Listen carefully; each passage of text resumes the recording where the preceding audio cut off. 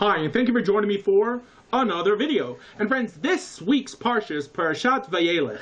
And friends, the Parsha begins by Moshe Rabbeinu reminding us that he can't cross the Jordan, that he can't enter Israel. However, friends, what's most impressive is that Moshe Rabbeinu, after learning that he can't make this journey, stays and keeps pushing forward and encouraging everyone around him. And friends, we see later in the book of Chronicles that apart from his religious fortitude and his religious bearing, he has another reason to stay and keep fighting.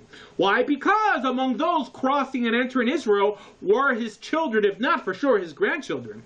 And he must have thought, you know what, if I can't, maybe they can. And the question is, can what? I mean, why were they crossing anything to enter anywhere in the first place? Heck, why am I making this video, and why do we or you keep keeping Torah? Why? Friends, when we're just one parsha away from finishing this whole Torah, this question must definitely be asked. Because friends, the overlying theme within the 5 books of Moses is the spreading of goodness. And Moshe Rabbeinu, he knew this.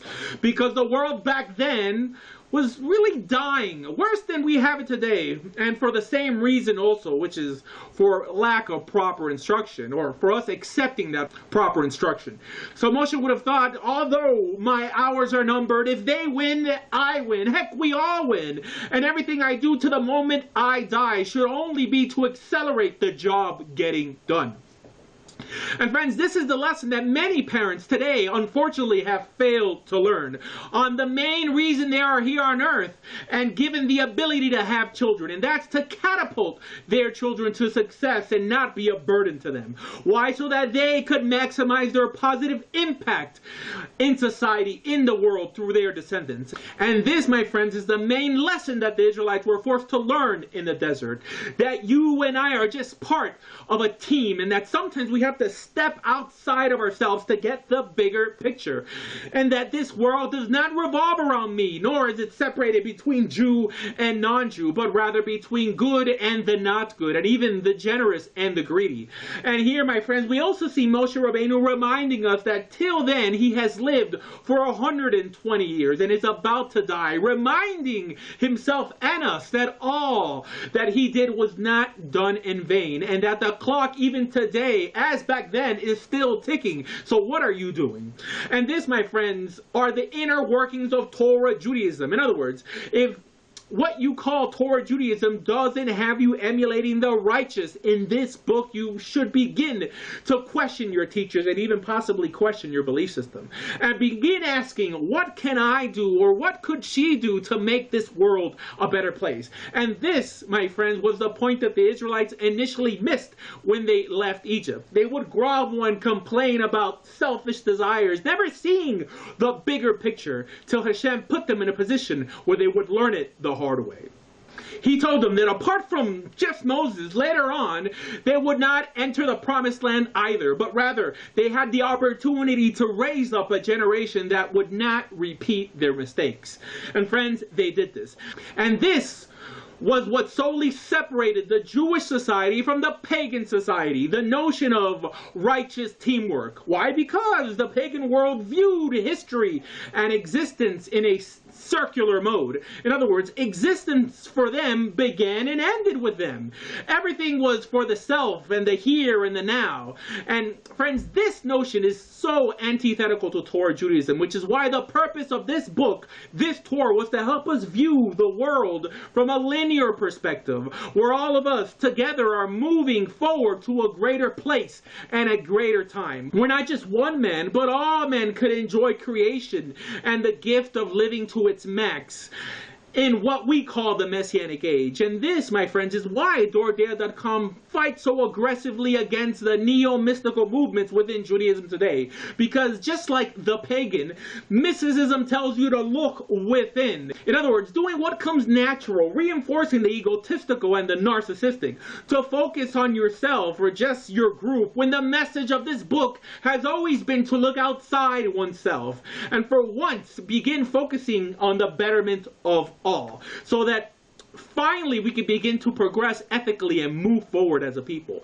And as the Parsha states, that as we're moving forward, Hashem himself goes before us, fighting our battles, fighting for our cause because we're fighting for his. And what causes that? That causes goodness. And friends, after laying out and acknowledging our goal and our reality as Jews, the Parsha goes on to remind us not to be afraid. It states that while we obey his Torah, Hashem will never leave us nor forsake us. Why? Because by accepting his covenant and emulating him on a daily basis, by keeping his Torah, we have become partners in creation with him, bettering everything around us and everything we come in contact with. And then, friends, the Parsha goes on to let us know how to keep that fire burning by stating that every year we should gather the children and the non-Jews around us and bring them to listen to this book. So as it states, so that they will also learn to fear the Almighty. And the Ibn Ezra here writes that this was done so that everyone not in the covenant would be given the chance and encouraged to enter within the covenant, which, if you think, is the only way that a rational mind could read this passage, which was actually the only way it was ever read till the dummies today took over Judaism. Friends, a clear meaning that could be understood by anyone who honestly reads this book. That this, my friends, is the purpose of it all, to bring the world to Torah. Also, one should remember that fearing God is, again, not one of the Noahide laws. But anyways, the Parsha goes on, friends, to state that when Israel turns his back on Hashem, Hashem will turn his back on them. To the point that it goes on to state that we should not worry because his Torah will not be forgotten by the descendants of Israel. In other words, that those who do not remember his Torah are not considered descendants of Israel, no matter on what lineage they may claim to have. And friends, I know there are many people hearing me today hesitant to cross over to the other side. Perhaps similar to how the Israelites may have been in this Parsha, ready to enter the Promised Land, not willing to leave what seems habitual and familiar to them. But friends, all I can tell you is what the Almighty stated earlier in this Parsha, that when you do decide to go where he wants you to be, you will not be going alone. For as it states in this Parsha, that Hashem himself will go before you. So friends, if you're hearing me today and you think you're ready to take that big step to start living by the instructions of the Almighty fully, please visit doordea.com to learn what's the next step. Thank you.